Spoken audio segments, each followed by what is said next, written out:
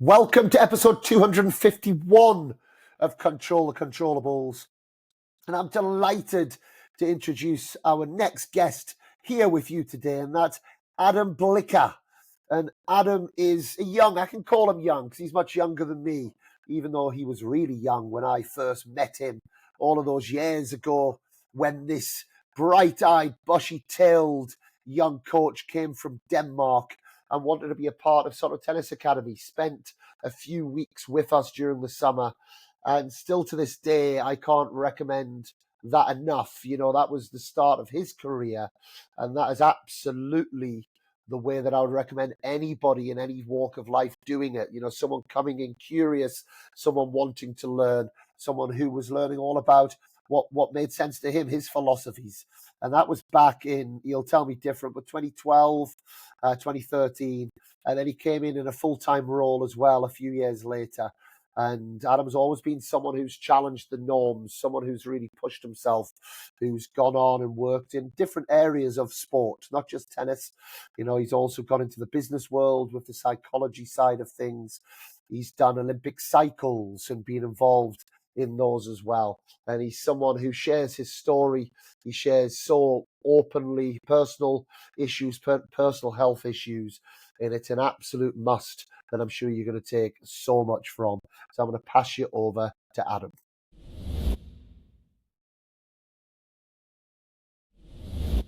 So Adam Blicher, a big welcome to Control the Controllables. How are you doing? I'm doing great, Dan. Thank you very much for having me. This is a long time coming, huh? I think we chatted a little bit back and forth about making this happen. I realize you are very busy. I tend to be myself as well, but I'm super happy that we made it. Well, I said I won't bring Adam onto the podcast until he finally gets his arse in gear and writes a book. So, you know, now that you've gone to such trouble to share this amazing book, Winning Words, which I'm sure we'll get into at some point within the conversation. Now the time's come for us finally to have the conversation. And my starting point actually with you is, firstly, how you doing? How's things? You know, we obviously our paths have crossed lots over the years. I had the brief pleasure of sharing the online stage with you at the World Tennis Conference at the weekend, but we haven't had too much chance to catch up. But how's life? What you up to? What's going on? What's in Adam's world right now? Well, my default answer and the answer that I can hear in my mind is saying, well, life is good. Life is also chaotic, and I'm trying to juggle a lot of conflicting priorities. To the best of my recollection, we met the first time in 2012, which is nearing in on 13 years ago when I first set foot in Soto. And you were welcoming a young, very ambitious and idealistic coach from Denmark for a summer and a vacancy, and trying to be inspired by the sunny Soto atmosphere.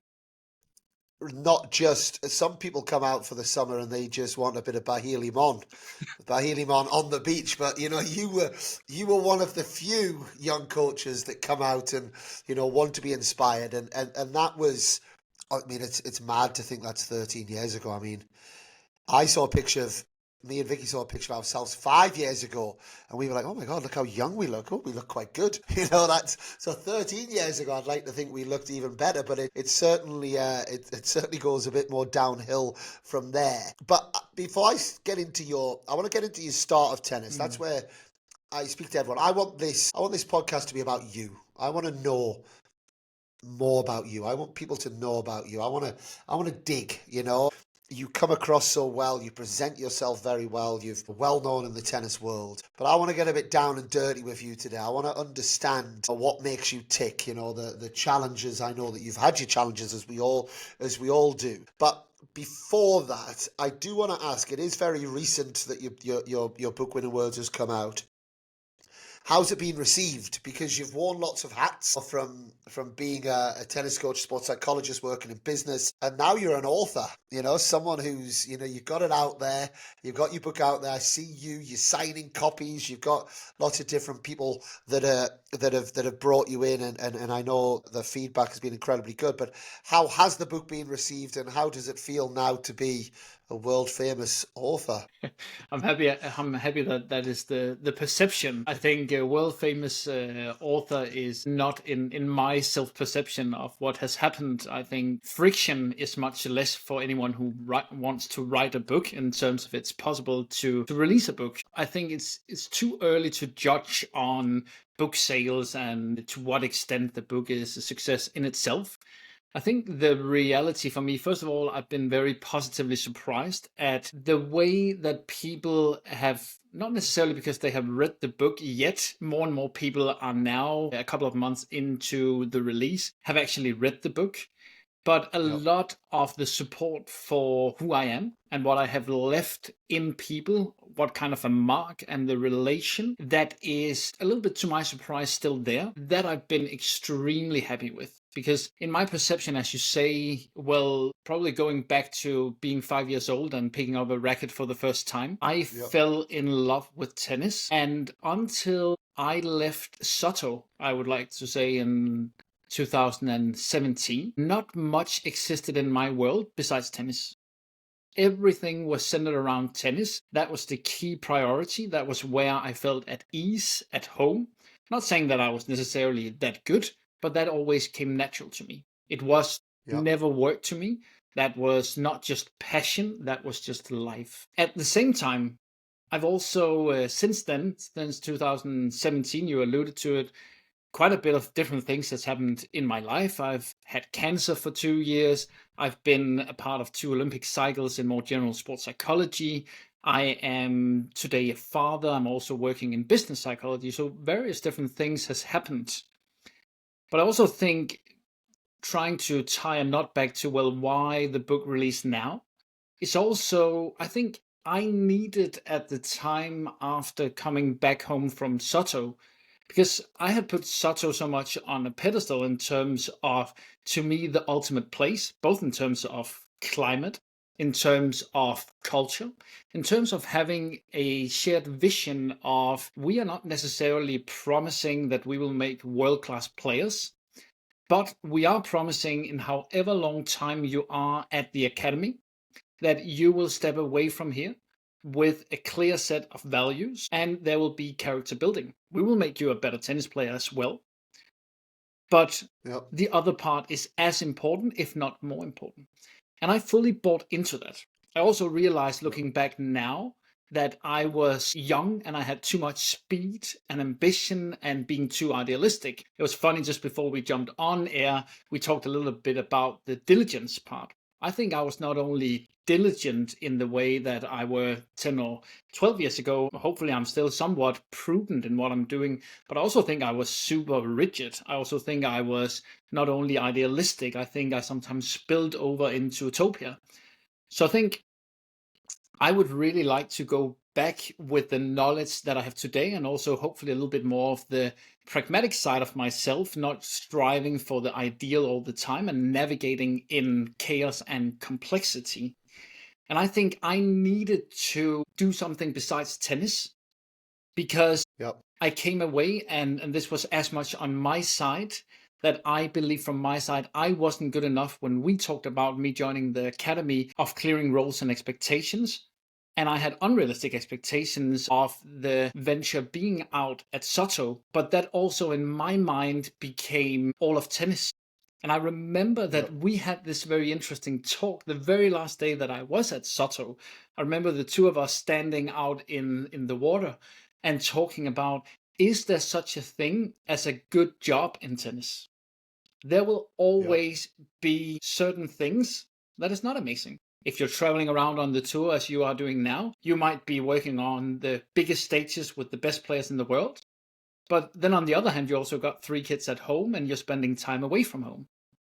If you're working at an academy, you might have fewer players, but it might also be longer hours and lower pay. If you're working in a club, well, it might be more players, but it might also be more time with your family because you're not traveling that much.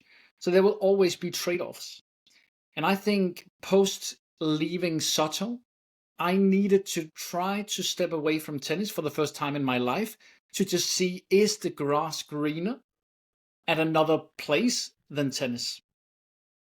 Also, there were some circumstances in my life where my then girlfriend, her mom had just gotten an aneurysm, and I wanted to be closer to her and the family. So for the first time in my life, I figured, besides working for the Danish Tennis Federation for 6 years, I actually also did an education. And that education was in sports science with a minor in psychology.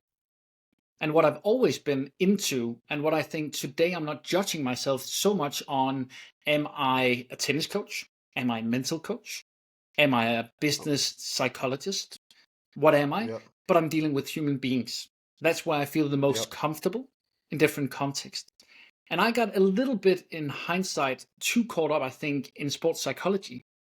In various different sports, I started to figure out, I can do something in terms of relational strength. Even though I don't know the sport, I'm able to move people in a different sport. And I think that made me realize that's probably also what I'm best at in terms of tennis. I think there's a lot of other coaches that are better than me on the tactical aspect or the technical aspect, the physical aspect, and potentially even the mental one. However, that's where I see me as the strongest in tennis. So I got caught up in an Olympic cycle, and for Team Denmark, the Olympic Committee, you commit to a whole cycle. And all of a sudden, I got in a little bit of a wild card. And I think before I knew it, I was sucked into that world, and I were experiencing that people were excited about what I came with, and I had a different background. In hindsight, I think I should have been back to tennis a little bit sooner, but I got caught up in that world, and also wanting to explore, well, what can I do when it's not only about forehands and backhands? What can I do with human beings ultimately? Because that's also what sparks my engine and my light. And fast forward, there's a lot of different things in between, and I'm happy to go into that. But then I did one Olympic cycle, and then I actually went out due to sickness, due to cancer, and so on, and was not a part of the next cycle.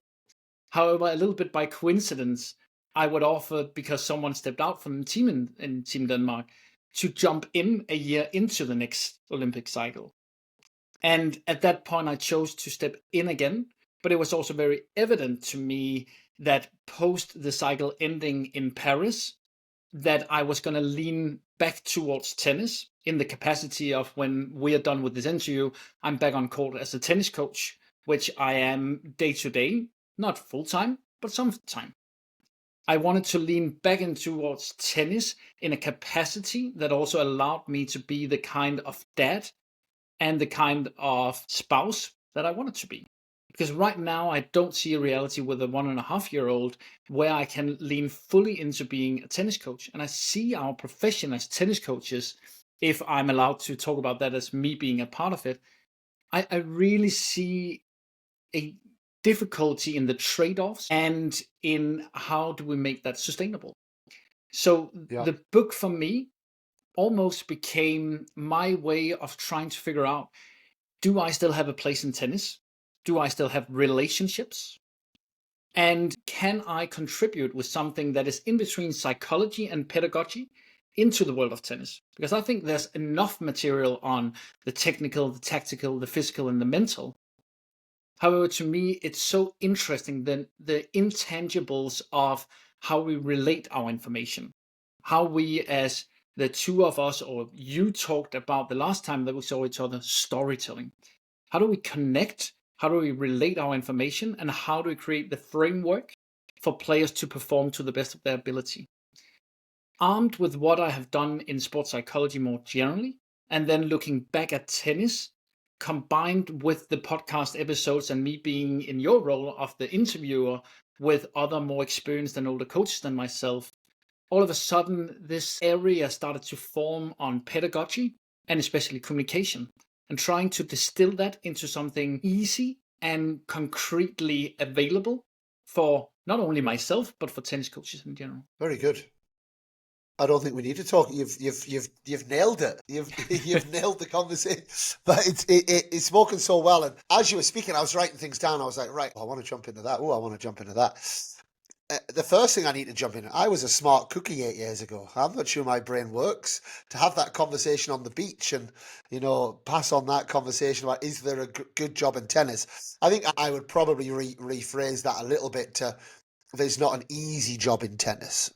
You know, I think there's a lot of good jobs, but I don't think there's, and I had this conversation actually with James Trotman, who's the coach of Jack Draper, Simon Dixon. There's quite a few of us. We used to go live at the National Tennis School, and we had a reunion, and it was like, it doesn't matter what you're up to, guys. If you're working in tennis, it's tough. You know, and it's maybe that's true of life as well, but it's like it certainly is a very difficult thing. The second thing I want to pick up on is I see the massive positive in how you were back in 2017 as well. You know, and I think for the whole ecosystem, or for the whole in any situation, we need people that are a bit wet behind the ears and speak directly and truthfully. You know, and I think there should never be, and certainly when we've had conversations, and I would come away from conversations, I only ever took the real positives of that, of like, actually, no, it's good feedback. Like that's sometimes feedback hurts, right? But we need that feedback, and actually, what you don't want is to have a team of people that don't have standards and are afraid to point things out. And I think sometimes younger people in this world have less filter in that, and I think that there's a positive to that as well, you know, rather than, you know, us all just kind of sugarcoating things and pretending that we don't need to worry about that. Just chill, it'll take care of itself, you know. So I, just so you know, on a personal level, I welcomed that and would always welcome that, and I think that's something that's very important. And actually, my daughter gives amazing feedback about stuff at the podcast as well, but also the academy, you know, like social media stories, or, you know, whatever it might be. She'll go, well, why haven't you done that? Why has that not happened? And it's like, yeah, you know. So I would massively welcome that as well. The bit that I did want to, the last bit I wanted to pick up and just get your take on. Unfortunately, my writing's not very good because we said lots of things. Was relating your conversations as well, and I love what you said, and I think there's so much to be taken from this for everyone who's listening, to not label ourselves as something, and actually, you know, I talk a lot, you know, we've got a lot of similar philosophies. I love human beings. I love people. I really do. Like, I've always, you know, loved working with people and being around people. And one thing that I've seen in my coaching is I've happened to have been the right coach at the right time with the right players to help them win Grand Slams and be the best team in the world. All of the shit I've dealt with over the last couple of years, all the stuff that mistakes I've made, all of the, not just on the tennis court, but various relationships, various challenges. My reflection on that is all of those things set me up to be the right person at the right time with the right people. So that made me a good coach in that moment. It doesn't mean I'm the best coach. It doesn't mean anything. It's just I happen to be, and that's where that experience and that life experience and the difficulties we have and the challenges we have, they do massively set us up, I believe, for later in life, you know, in whatever that might be, in terms of hopefully helping our children, in terms of helping coaches that we work with, and helping siblings, you know, dealing with, you know, I have, you know, my mum as diagnosed with dementia 6-7 years ago, and, you know, she's at the very later stages of her life right now, and, you know, in a care home, you know, like how dealing with that, and how you then play the role with your family with that. All of these things are setting us up, which is why for me, and the vehicle of tennis, you know, is something that has given us so much, and having all of these incredible experiences. And if I take you back, because that's what brings this conversation together, Adam, is, you know, you as that 5-year-old who picked up a tennis racket, you know, why? What was it? What was it that got into your blood? You know, what I hear you talk, yes, you talk very passionately about a lot of things, but it's tennis is the thing that keeps knitting it back together. You know, what was it? What was the reason in Denmark? How did that happen? If I take you back, and then just the second part of that is then who the influencers were. because I think it's important we all learn on the importance of those early influences as well, in terms of people that are putting the seed in that is then growing and developing into this being something that's just in us. Yeah. I think at the age of 5, it was a complete coincidence that I was in the tennis club and I got a racket and a foam ball and I hit against the wall and I thought it was funny and I could kind of make it work.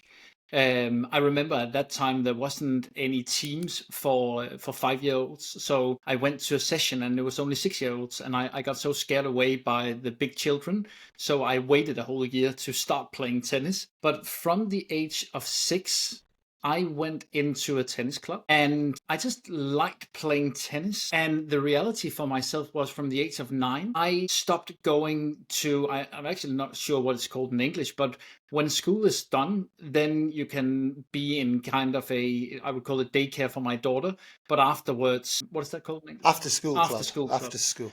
Yeah. From the age of 9, I just went to the tennis club. And I was super blessed that there were 3 children from my school that were a little bit older than myself that took me to the tennis club. So I grew up in a tennis club from the age of 9. I was the youngest of a group of some of my nearest and dearest friends today that still are on vacations together, still come visit me, whether it was in Soto or wherever. And one of the funny things is, from time to time, I asked my old coach, who just retired. He did retire, but he can't retire officially, like in the way that he's still in the tennis club, like that's where he wants to be.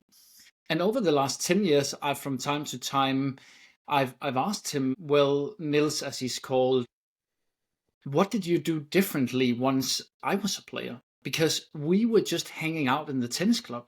And I don't know how it is in Great Britain or how it is in Spain, but in Denmark, that's not usual anymore.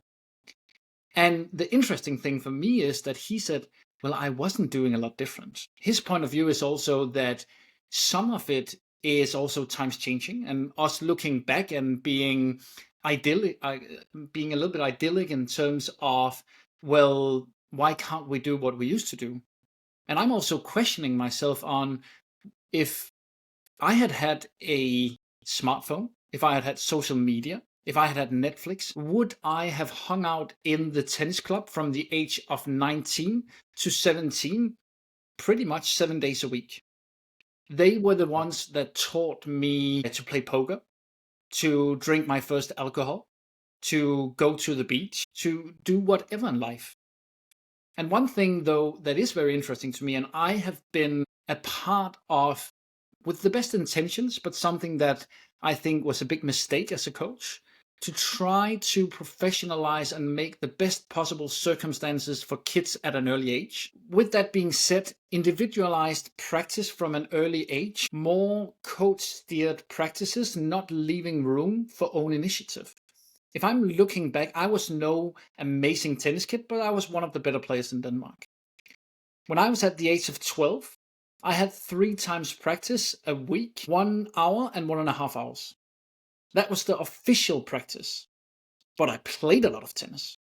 I was in the tennis club all the time. We played sets against each other. Then we played in the small boxes. Then we played with foam balls. We played a lot.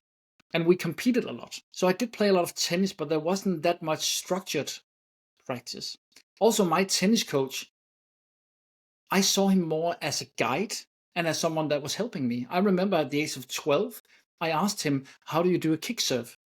And it wasn't that we then went into 2 or 3 private lessons. He gave me a few tips and say, well, why don't you practice a little bit like that? Go out to the trim line and try to see if you can get the ball to dip as close to the net as possible. And then let's speak next week.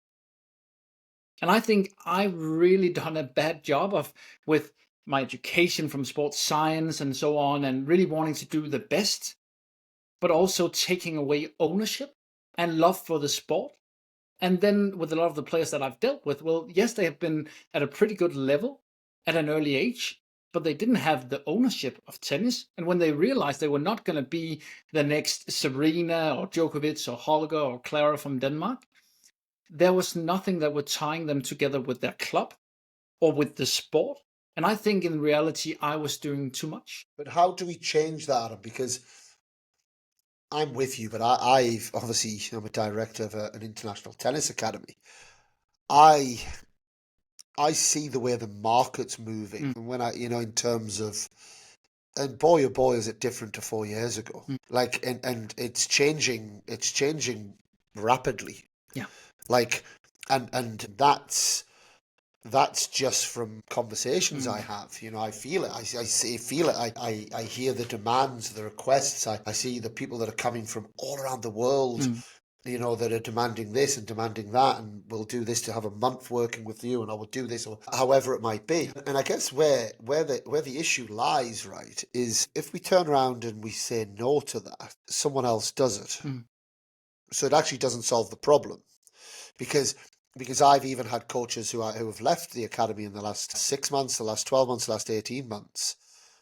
And fundamentally why they've left the academy is because they believe that they should just be coaching one or two players. And these are really good coaches. These are mm, coaches that I have a lot of admiration for, I'm friends with.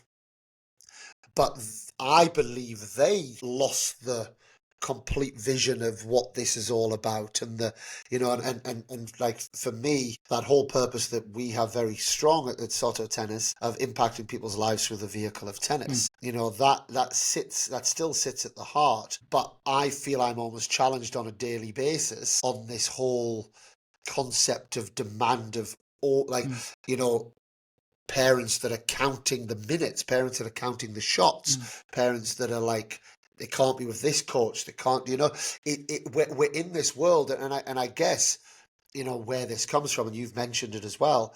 We didn't have the smartphones, we didn't have these things. There's so many mini professional tennis players mm, now that are online, mm, have got their own pages. I blame the agents a lot for this as well. mm, The IMGs of the world. And if someone's listening from IMG and you disagree, come on the podcast and let's talk about mm, it, because I don't think you're doing a good job with this. And you're also creating tennis to be, and unfortunately, college tennis is going this way as well now, where there's a college athlete at LSU, my university. She's on the gymnastics team. She doesn't even really start, yet she's making 8 million a year yeah. through the NIL, and she's on the front cover of Sports Illustrated. So what's happening now is we are actively encouraging people to be on social media now for the commercial benefit of those partnerships and relationships that the agents are trying to set up. So, example I would give, IMG are more interested in a player who might be top 100 in the world from India than they are from someone who guarantees going to be top 100 in the world from Croatia, Mm, because the market in India is much bigger, and they know that the commercial aspect of the sport can be ultimately taken advantage of. mm, So this is the reality of our landscape yeah. now. So being in a position where we have these family friendly Mm, situations, and we have players that are out there, no, and you're playing on your own, and there's more free time hitting, and there's less professionalism, for a lack of mm, better word, is almost frowned upon now. yeah. And so, what's the answer, I guess, is my question. Yeah. And I don't know if I have an answer, but I have a couple of points at least. I think first of all, you mentioning the coaches that might be a little bit entitled in terms of working with one or two players. I think it's very easy for me to see and look back, the first time we met. I think I would probably also come across in that way, and I think the level that I had at that point in time, I'd like to think that I was not completely hopeless as a coach. But I think the level that I thought I had 10, 12 years ago is probably more the level that I believe I have today as a coach. That's one thing. The other thing is it's super difficult when you're also in a business. But what I think we sometimes, or at least I could say that I have gotten wrong, I think the players needs to prove that they need to have a more ideal setup. So let me explain what I Yeah. mean. My my dad asked me probably 5 years ago. He came to me and in a very honest moment and in a vulnerable moment that is not characterized by my dad or his generation. He is mid to late 70s now. And he said, Adam, have I supported you enough in your tennis? And the reasoning for his question was that some of the players that I was growing up with, They had dads that were traveling around with them. I oftentimes were on my own. They had dads that pushed them to go to college tennis. They had dads or moms, parental figures that were pushing them out to play more tennis Europes or more ITFs. But the reality is also 9 out of 10 of the kids that I played together with in my junior years, they have zero relation to tennis today. And almost all of them didn't have the level that their parents were providing them with support for. So my answer to my dad was, I think you supported me exactly to the extent that my level justified. And I think it's a disservice if we are looking at Clara Tauson or Holger Rune or Elmar Müller, who's now making his waves as well, being 125 in the world. Well, all of those from the age of 7, 8, 9, they were showing that they needed something extra. But if you're trying to do that extra, depending on their level, their appetite, their support from home, the priority that their families were willing to do for all kids, I think that's wrong. And that's super hard to judge. But I think Is that not chicken and egg a little bit, though? potentially. But I think That's that. I understand. But they were proving something before there was more for them in terms of the offer. And I think sometimes I've been a part of, I can just shoot on myself, I've been a part of pushing more before it was required. I think it's a really strong reflection, and it's something that I think if everyone's honest, we see it everywhere, right? And I absolutely do. I would even reflect as a parent on that a little bit sometimes as well. And Dan, sorry to interrupt you, but building on that, you have much more experience, not only as a tennis coach, but also as a parent than I do. I also think if you come in as a parent and you see what is going on in tennis culture, your intention as a parent is to do the best possible for your kids and definitely provide them with the same opportunities of the other kids. And if you then map up what should be for your kid compared to the kid that has a completely different level, well, then I understand it's so difficult, both for parents to navigate, but also for coaches. But I also think, and this is again, I'm just shooting on myself, I am still to this day getting more and more impressed by what it takes to become a top 100 tennis player. Yeah. It is so difficult, unbelievably difficult. And I think sometimes I have also been in the role where I have promised too much. So, well, this is the road. You just need to do X, Y, Z. And the reality for me is, well, probably the only thing that we can, no matter who we're dealing with, well, we can say we can't count you out yet. So there's also something about setting expectations. I'm all in. I don't want to shut down any dreams. I'm all in for saying, if someone is saying, I would like to be a professional tennis player, then I think we as coaches also have an obligation to help with realities. In terms of, well, you are right now here. What you are talking about is out here. What is required in terms of effort just to have an opportunity of doing that is XYZ. Yeah. Also, you should know relative, you are number 25 in Denmark at this point in time. And yes, there are outliers.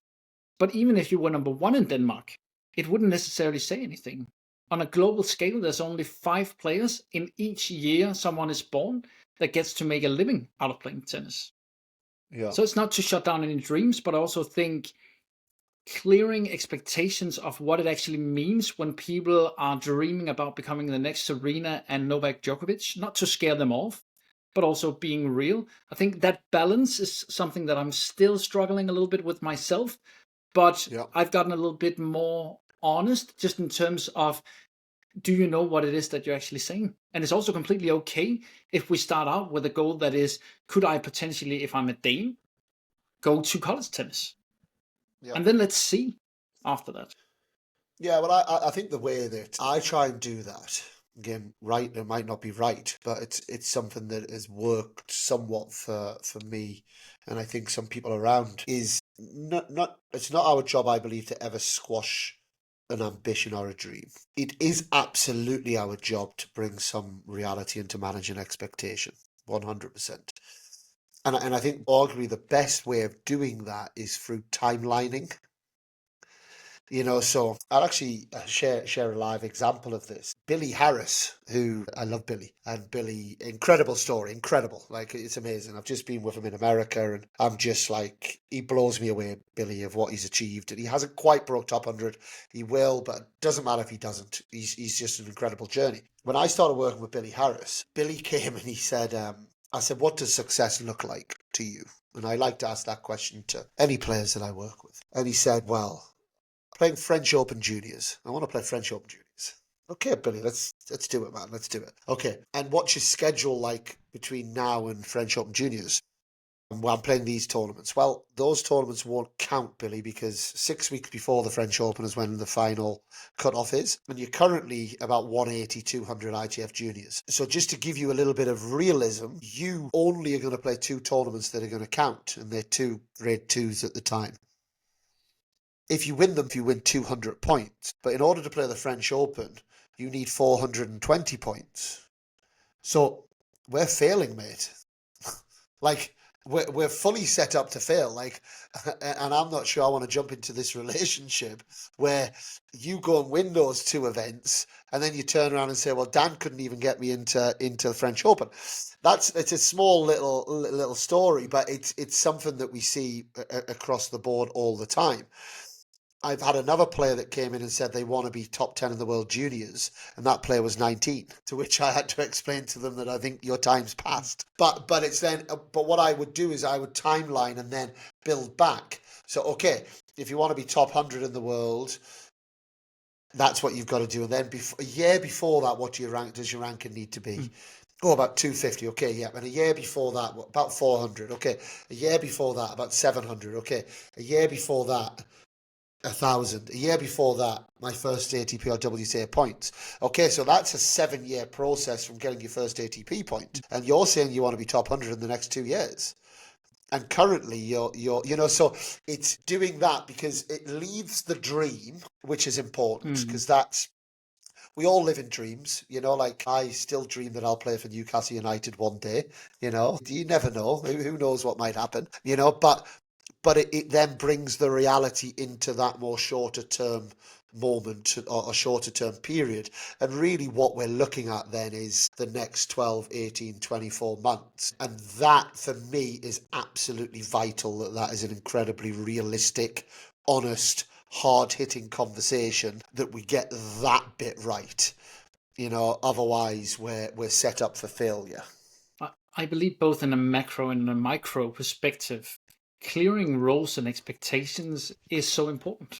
And I think it's so easy to jump into, well, let's just go and not have that conversation, because it's unpleasant to say some of these things. I think it's crucial, as you're saying, we're not trying to shut down any dreams, but we need to be open and honest about it in a macro perspective, because otherwise then the relationship for a player coming to the academy or a player with a coach, then it will be terminated, and then it will be coach hopping, and the same will happen over and over. And I think, to draw a parallel into sports psychology, one of the things that, at least to the best of my knowledge and my experience in sports psychology, some of the same in terms of performing under pressure is also about managing expectation. Because we as tennis coaches, or I can say I as a tennis coach, I don't think that I've been good enough in a micro perspective to educate the players that I have dealt with about the very game and the system of tennis. They've had unrealistic expectation in terms of what it means to compete in tennis. They would be going like, if the 2 of us are playing against each other and you think, well, I'm much better than Adam, a lot of players would expect that, well, I'm going to completely destroy Adam because I'm much better, and I'm going to win 8 out of 10 points. They don't know some of the statistics that were popularized by Craig O'Shaughnessy a couple of years ago, and the whole statistics side has gotten, to some extent, maybe a little bit overused. But I do think, in terms of managing expectations in order to perform well on a micro, that's an important point as well. So managing expectations, both on a macro level and on a micro level, that's one of my blind spots, or it has been one of my blind spots. You bring up data because I use a lot of data with the professional players. Again, I would have one, and I won't say who, but one of the, because I work with a few of them. But the last few weeks, one of the players was saying to me, I actually feel like I'm just doing such a poor job in this area. And that was kind of the emotional response to quite a tough loss. I said, look, let's sit on it for 24 hours. I'm getting the match tagged. I'm going to look at it all. I'm going to bring up a report, which I've got the team meeting actually in about 45 minutes' time, where I'll be delivering that. And it actually, his feeling was incorrect. But it was incorrect in one regard, but correct in another. So it's like, the data, not just the data you see, but the data alongside the video will show that. Sometimes data on its own doesn't. Those things are vitally important in our sport, and I think that's a question I'd like to ask you, because you've got experience in other sports. Where does tennis fit? Where does tennis fit when it comes to use of data? I guess professionalization of coach careers. You talked earlier about having kind of substantial roles in tennis. Is that possible? Which, maybe is a podcast in itself, because I think it's a fascinating subject, because part of me thinks I'm not sure, actually. Like the amount of coaches I see that burn out, the way I feel at times, the way I see so many people feeling at times. You've got to be pretty resilient and relentless, actually, to not burn out in our sport. How do those things match up in the other sports that you've seen? I don't know if I'm answering your question correctly, but I am answering in one way.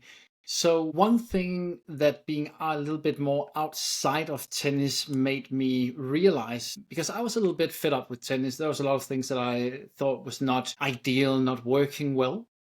But one thing that has made me fall in love with tennis again is that I actually believe tennis coaches, and this is also looking at other individual sports, but especially also in terms of team sports, and there are exceptions. But tennis coaches take a lot more responsibility in general compared to the coaches of the other sports I've been involved with in terms of the relational part. They take more responsibility in terms of the human being behind the tennis player. And to me, when I realized how distant a lot of coaching is in other sports and more on skills than the human being, that made me be like, that's actually a key thing for me. And as long as that is in place, then it's easier for me to accept some of the other things that might not be up to a certain standard. And I do believe that some of the stress, we are in a service industry. So we are good at our job when we provide service. If you are very good at being flexible to others' needs, then it will, by nature, as a profession, it will be tough to stand up for yourself. It will be tough to set in boundaries. When am I approachable? Am I approachable at all times during the day? At all times during the weekend? Am I being a good coach if I'm always meeting the needs of my player? How can I be flexible and set up boundaries? How can I be flexible and stand up for myself? Because that is needed in order to be a coach that also is sustainable in the career. And I think just by our very profession, that is difficult. And what I see, and I think that's one of the reasons why I don't see as much burnout in other sports, is because coaches are a little bit more distant. They are not involving themselves that much. And it takes a toll on us as human beings to be that involved in other human beings, not only in their strokes or in their game. I personally, I love it, but I also realize how much of a toll that takes. It absolutely does. And if you've got any advice, because again, there's some coaches listening right now going, yeah, I know what you're talking about, and probably got to the point where they're going through the motions a little bit and, desperate for a holiday, but the holiday's only going to recharge them for a little bit and then, go again and, and then maybe looking for reasons why it's happening. One thing that I've always admired from afar about you is, and it might be just a perception, but you've always come across to me as someone who's got very good organizational skills, someone who is good with boundaries. And I'll give an example. I don't know if you do this anymore, but I remember sending you an email a few years ago, and it was like, hi, it's Adam here. I will be responding to your emails after 6 p.m. on a Tuesday and before 12 o'clock on a Thursday. It was something like that. And I remember thinking, oh, that's, and I think I might have even spoke to a sports psychologist, or I was speaking to somebody in the world, that kind of world, and they were saying that this guy's switched on, that more people should be doing those type of things. Is that something you still do? Is that something you would recommend? What are maybe some little hacks into how we can get a bit of a better balance? Because I'm guilty of this. Like the two words I wrote down when I set up SotoTennis Academy is "we care," and boy oh boy do I care. Yeah. And boy oh boy does many, if not all of the people that have actually worked with me care. It's really special because we do. However, there's not many of them that can last that long because it's so hard to care so much about so many people for so much of the time during the day when you're trying to get a balance in the world. So I absolutely get that wrong in many ways. I wouldn't change the we care bit, but I'm sure myself, but many others would love to hear any hacks that you might have. I don't know if I have a hack, but this might be a little bit the plot of the next book that is already in the writing, because that is on creating a coaching philosophy and not just winging it. And a part of that book, because I think all of us have various different tendencies. All of us has something to deal with. And it's interesting that your perception of me is that I'm someone that is good at setting up boundaries. If you ask my wife, she will say I'm the worst at that. Right, okay. I've burned myself. I have so much scar tissue professionally that I've learned that in my professional life. Even to the extent where I need to make sure that I'm approachable enough. But in private life, it's something completely different. Because I still got that from that service industry and wanting to be, when I'm at my worst, so to speak, being a pleaser. In terms of, could you do XYZ, Adam? Yes, of course. And getting the praise for being not only flexible, but being a pleaser. And the problem with that in terms of sustainability is you can only do that for so much time. So I think the reality is all of us needs to figure out what are my tendencies, what are my natural strengths, but also those natural strengths that can turn into overused strength, being flexible, turning into the pleaser. Where am I on the continuum? Yep. Paying attention to the transformation that needs to happen. It's not something that we need to develop, but it's awareness around what are the situations where I'm challenged. Might be whenever there is a parent just before a lesson. It might be when I get a request from XYZ player. What are the situations? What are the triggers? Also, well, that trigger, what is it triggering in you?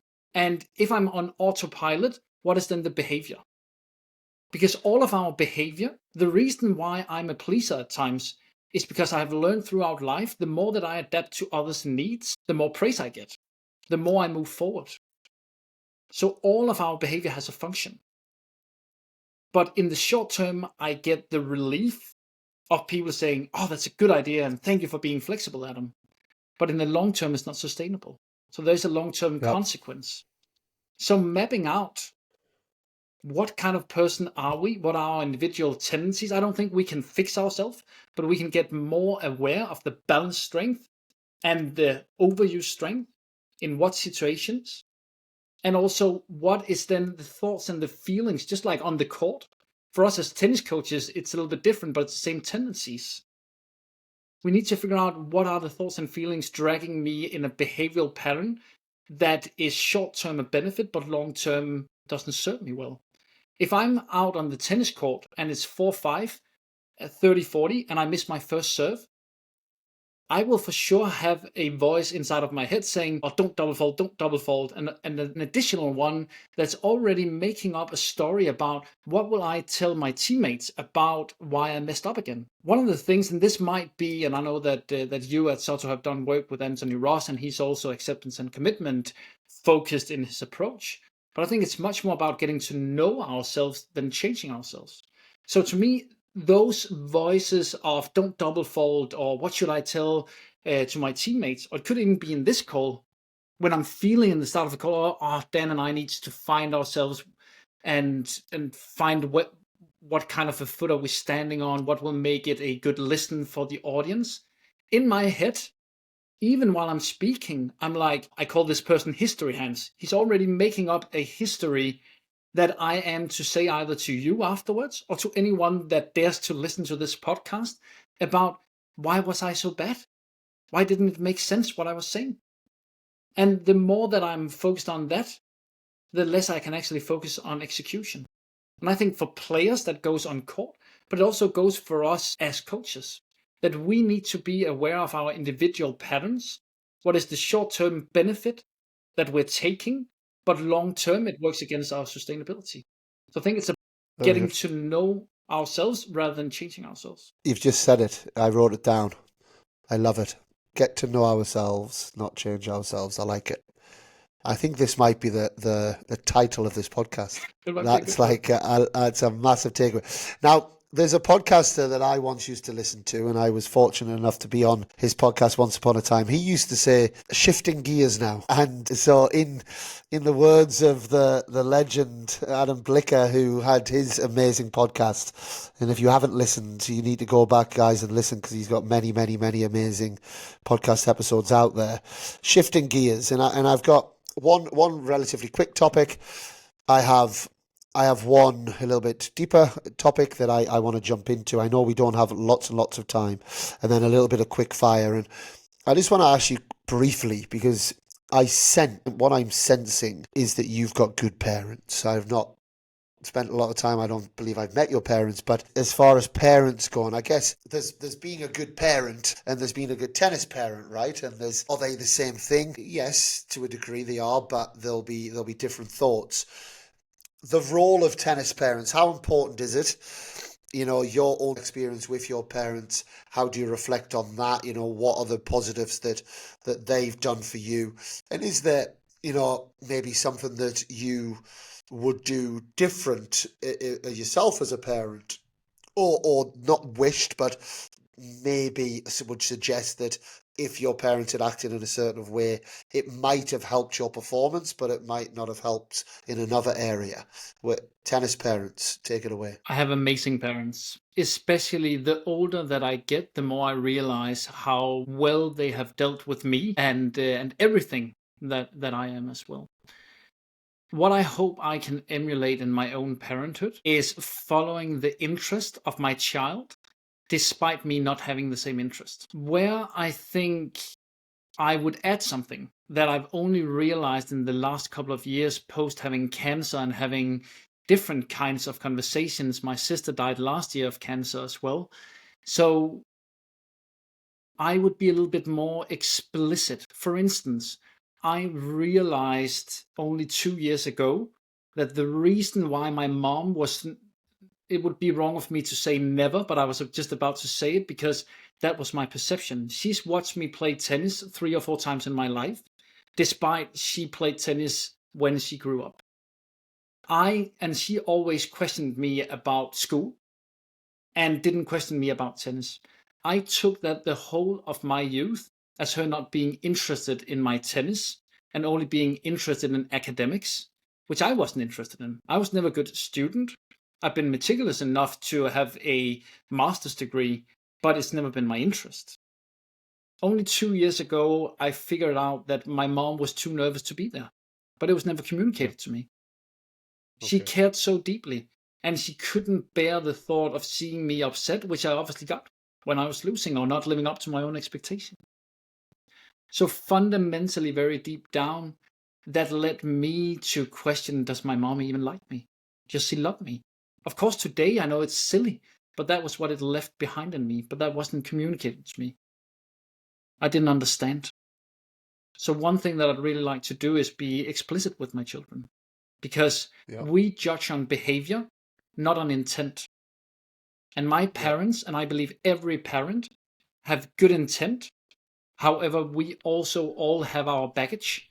And whereas I think oftentimes, or I could say for my own sake, I think when I got to learn more about my grandparents and my parents started to talk about their childhood, I realized it wasn't if you mom and dad, it was if you grandparents or their parents for that matter's sake. because I all of a sudden understood what they were trying to do, but also the scar tissue that they had from their parents. So more conversations, being more explicit. Yep. So my children are not solely judging from the behavior that I do. And going back to the point that I said, my dad, let's say he had been a little bit more proactive in terms of sending me out to more tennis Europes, sending me out to more ITFs. Would I have had a career high ITF of 700 instead of 900 or whatever it was? Probably. Would it have been the risk of the two of us not talking today and me just having written a book and being lifelong passionate about tennis? I think there would have been a risk. If I had been good enough, I don't see an opportunity where I had not been spotted by someone that would provide me with the attention that I deserved.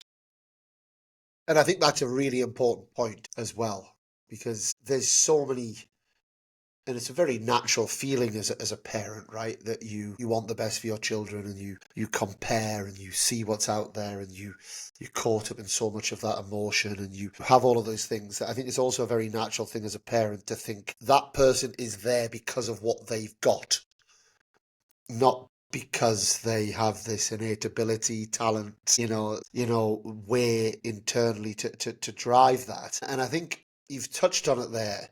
And I've had this reflection because I've got amazing parents as well, incredible, that I will be eternally grateful for, and amazing role models. And seeing how my dad currently is or has been with my mum the last few years, and when her illness, and like the role model is just like off the chart. The role modeling of love, devotion, loyalty, like wow, just absolutely incredible. But looking back, and I was a pretty good tennis player when I was younger.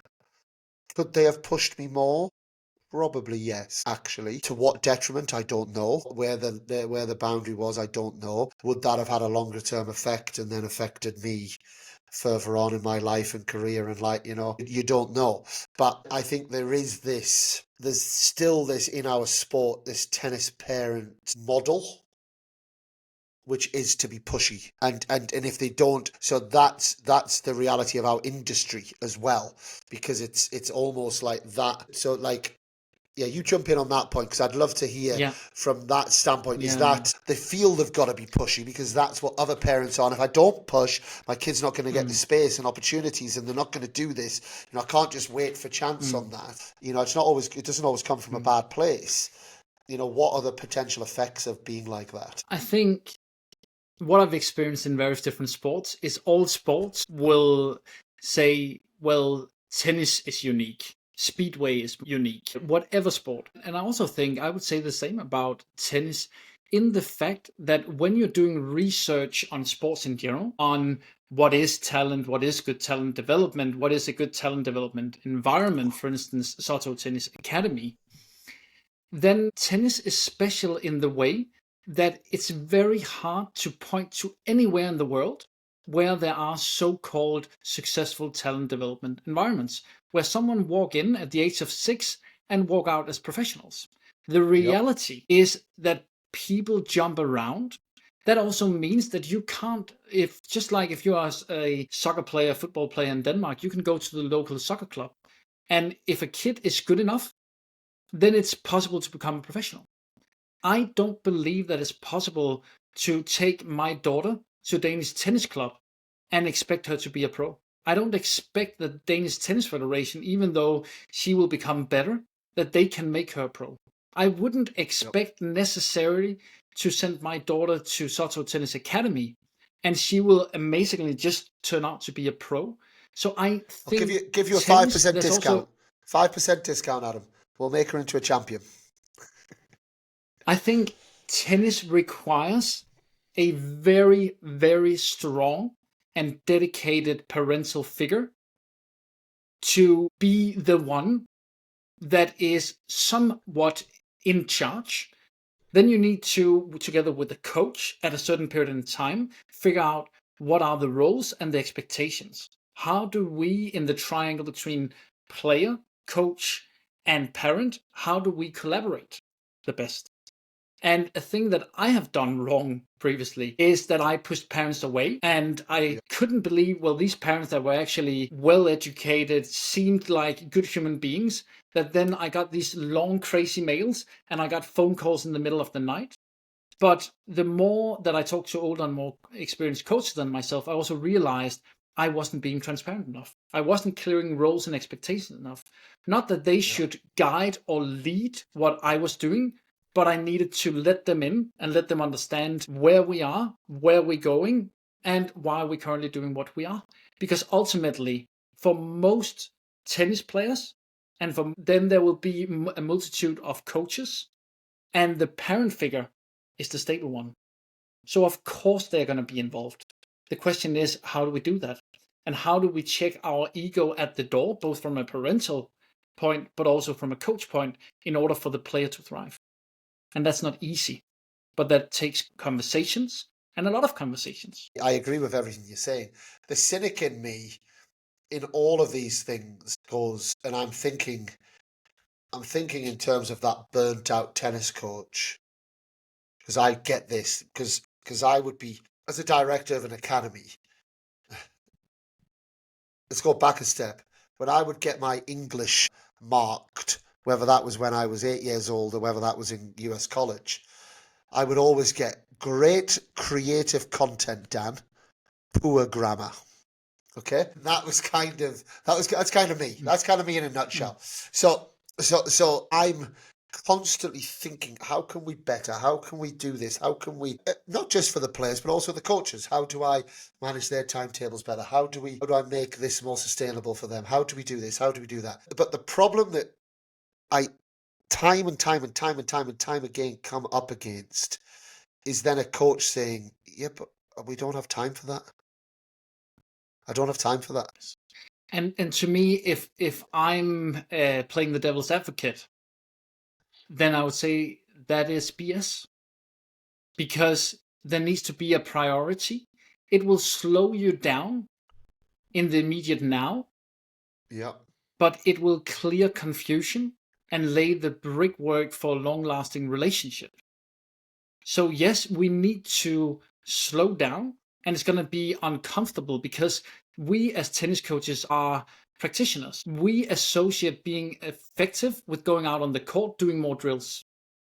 However, collaboration and being on the same page and realigning every time that we are not, well, that is the gateway to accelerated development. But I don't think we prioritize it, and we hide behind when we don't have the time.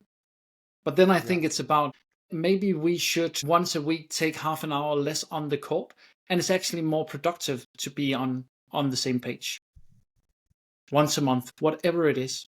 But it's not our strength as tennis coaches. But it is necessary. It's not.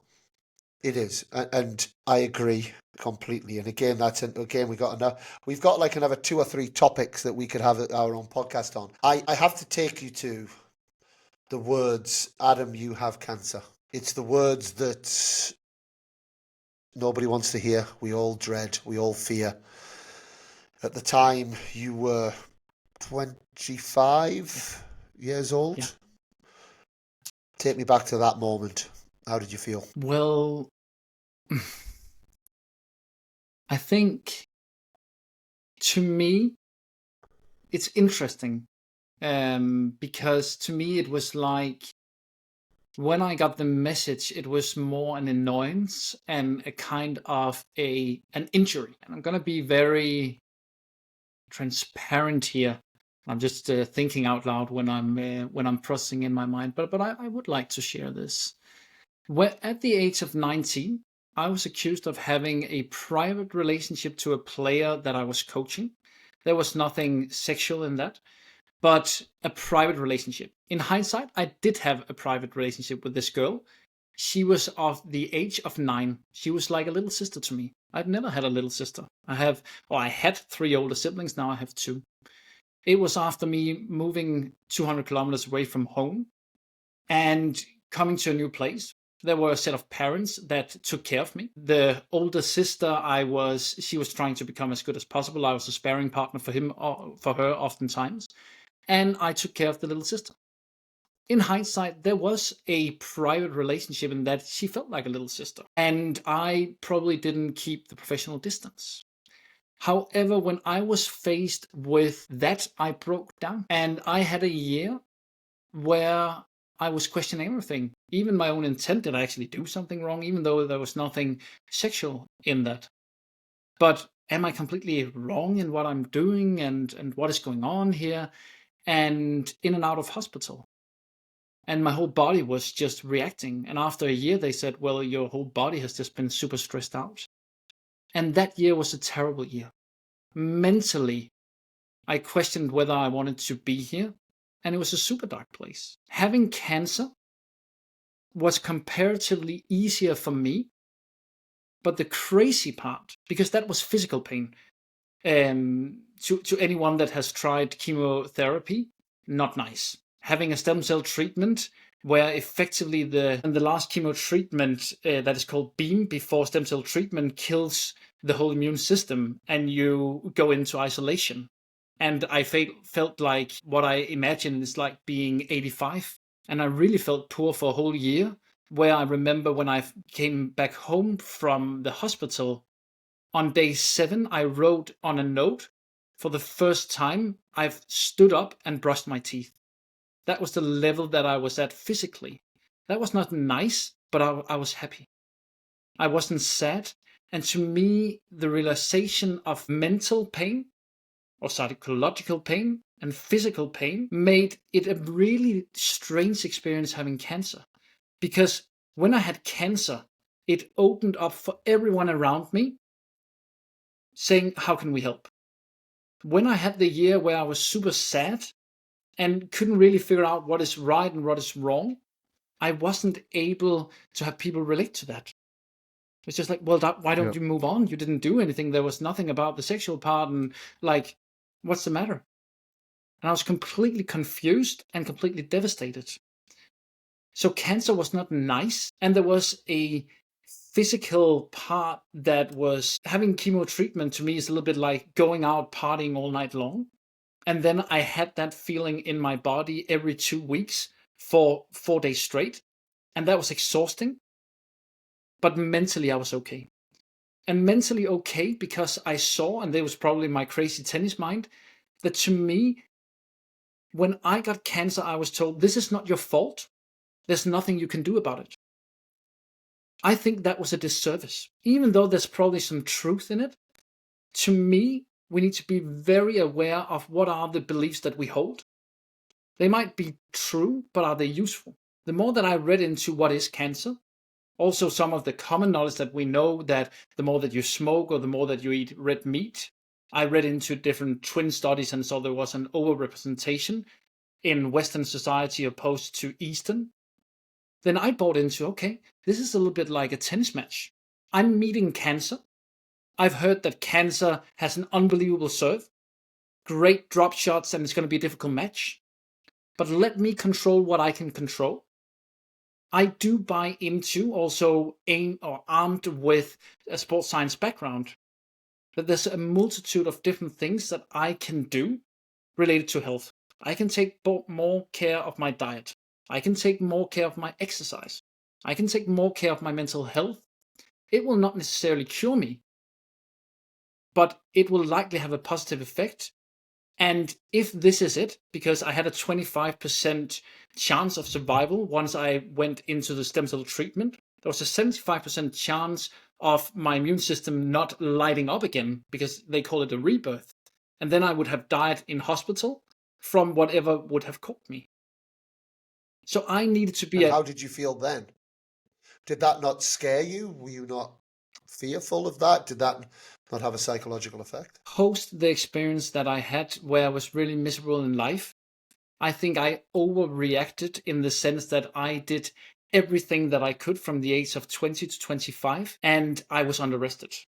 I worked all the time, and I also had an amazing life. I was okay if that was over at that point, but the most important part for me was dying on my own sword in terms of doing it my way and trying to affect the result of me being alive or me being dead to the biggest extent that I knew possible at that time and at that period in time. And I think to me, that was also the mentality in terms of being a tennis player. We can't control the result, but we need to figure out what are, and this is the words of a very clever gentleman that I know, controlling the controllables. What are the controllables that I can control? And whatever I can't control, of course it will come up in my mind. I do remember back to being in my old apartment and thinking about and realizing, well, I might actually die from this. This might be the end.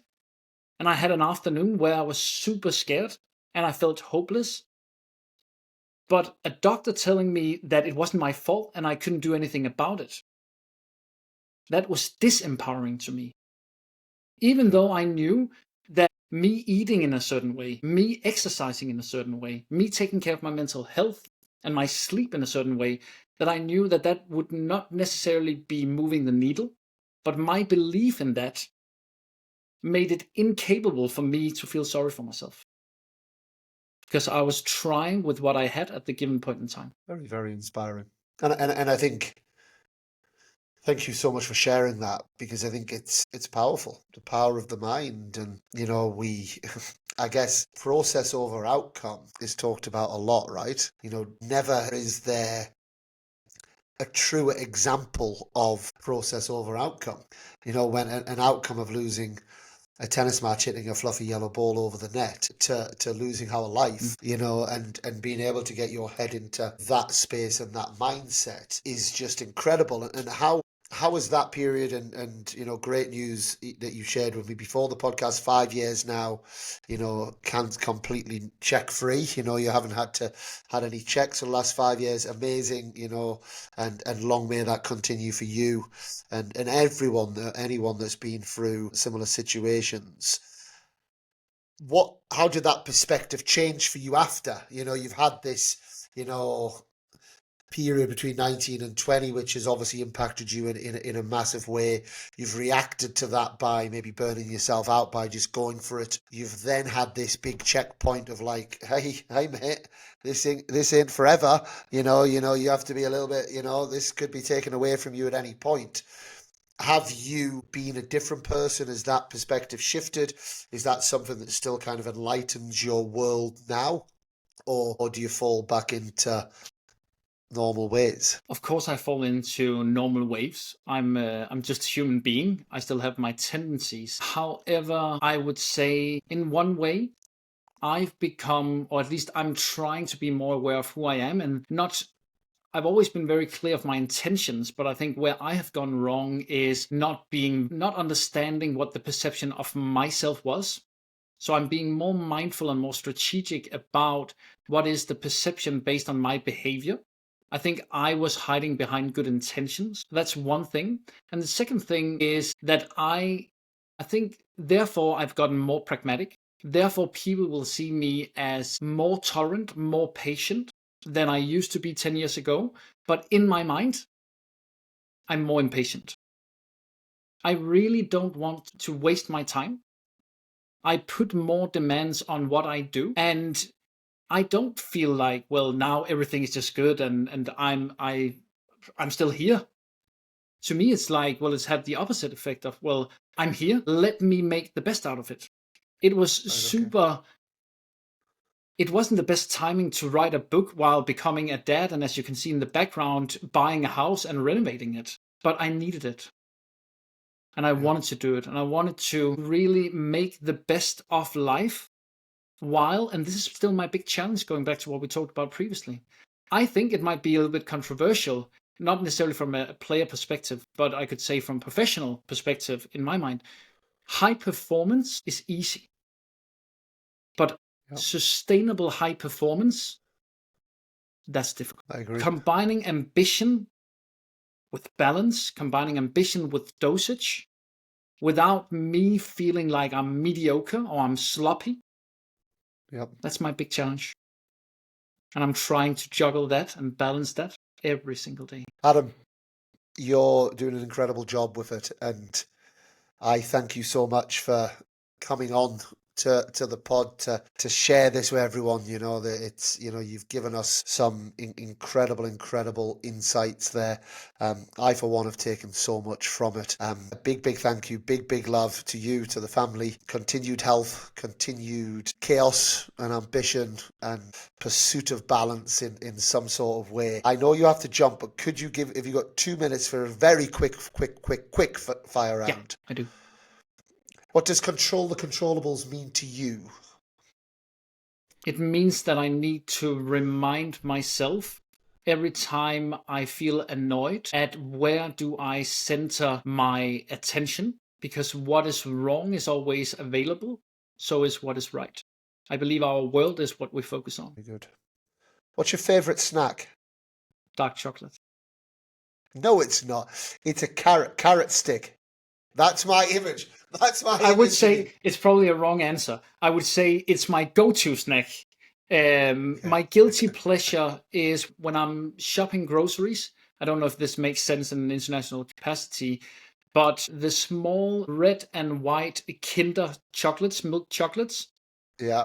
If they are anywhere near to where you check out, I can't avoid them. Well, my image of you walking to the court at Soto was like some people would chop up carrots and have them as snacks.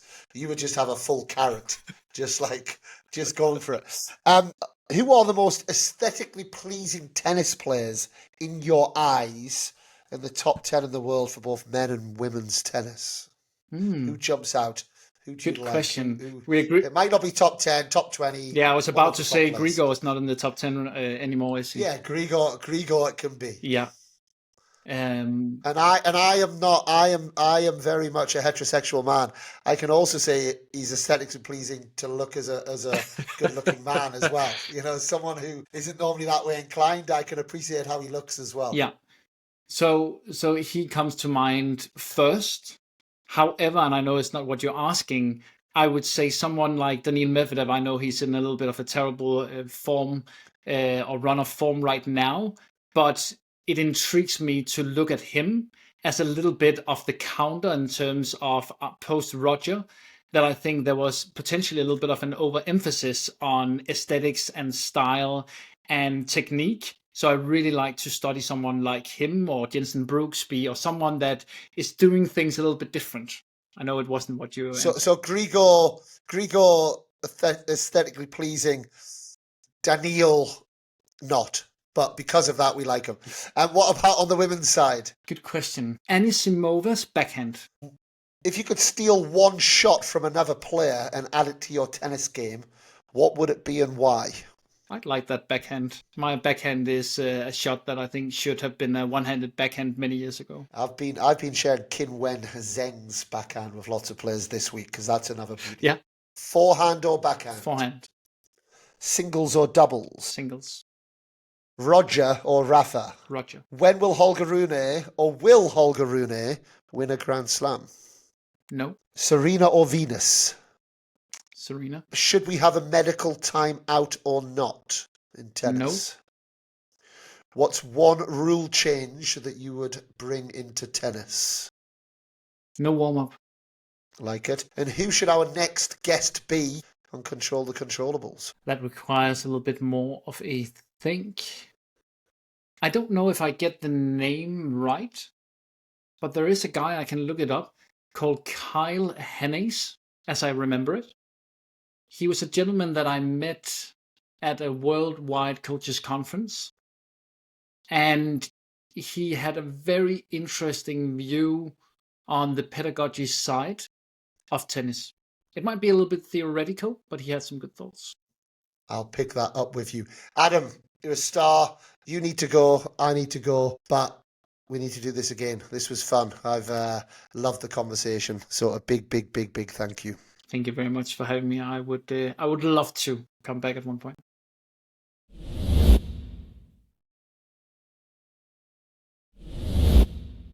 And as I promised a great conversation, and that's what you got, right? That's what I got. I feel very lucky to have that conversation. And, you know, Adam, there's so many different thought-provoking angles that you put on things, you know, and I welcome our next conversation, whether that's on a podcast or whether that's just me and you just shooting the shit like two old mates should do now and then, you know, and it's so good to hear that you are well.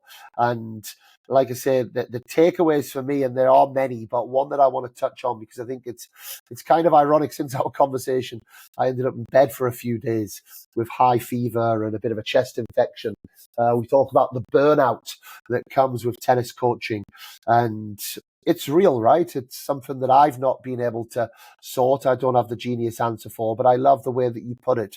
You know, the ambition versus balance and the challenge that we have in our industry, you know, and I think it's good for parents to know that. I think it's good for players to know that, for coaches to acknowledge it. And certainly anyone listening that's worked with me or is going to work with me in future, know that I acknowledge that, you know, I empathize with that and I want to work with you guys through that, but also know there's no genius answer. It's not just a case of just rock up and do 3 or 4 hours for the rest of our lives, because we also have to make the impact. And we also have to, if we've got ambition, we have to put ourselves out there. And I don't have all the answers, but it certainly got me thinking. And that's one of many subjects that Adam so eloquently brought up. And I hope that you took so much from it. Let me know, what did you take from the conversation? What are the thought-provoking conversations starters that happened? What do you want to hear us delve into anymore? You know, we can pick one of those topics and look into it even more the next time that we chat. And certainly for me, it was very nostalgic speaking to Adam. You know, we go back a long way. He's someone I've got a lot of admiration for and a lot of memories, you know, working alongside Adam. And certainly to see how well he's doing, most importantly from a health perspective, as he talked about the challenges that he'd had, but also just from a personal and professional perspective as well. And it's a week of nostalgia because Control the Controllables turns 5 this week. And big happy birthday to Control the Controllables and everyone that is a part of it. And just to add to that nostalgia, over the last few days, I've been in between being in bed. I was at Dublin for an ITF event, and I also am now in Barcelona for the ATP 500 event. And on both occasions, John McGann was there. So he was in Dublin and he's also in Barcelona. And John McGann was my partner in crime. He was the starting point. Me and John set up Control the Controllables together, and I want to make a big shout out to John. He's a great lad. I absolutely loved doing the podcast with him for the first 18 months or so, and in the early episodes, if you're listening, that's who it is. John McGann, Billie Jean King, captain for Ireland, and a brilliant human being. So it's been great to reconnect, and it's just funny the timing of that, how John has kind of turned up, or I've turned up in his life at the time that we've turned 5 years old. That's a bit scary, isn't it? That kind of COVID period, the start was 5 years on. You know, hopefully everyone is doing well. Thanks to those that are sticking with us, that have been with us from the very start. And, you know, we plan on going for another 5 years, you know, so get your feet under the carpet, get your feet under the table. And if you're new to the podcast, then welcome. If you're an old timer, then, you know, thank you for sticking with us. Let us know what you want to hear from. We got a bunch coming up in terms of guests the next few weeks. Tennis players, you know, we speak to different people at different times, but we do have a bunch of tennis players that I'm going to be speaking to, and active tennis players as well. So look out for them. Look out on our social media for your chance to maybe ask some questions or get involved. But anything that you want to say to us, any feedback, as always, is welcomed. But I hope you loved the episode with Adam as much as I did. But until next time, I'm Dan Kiernan, and we are Control.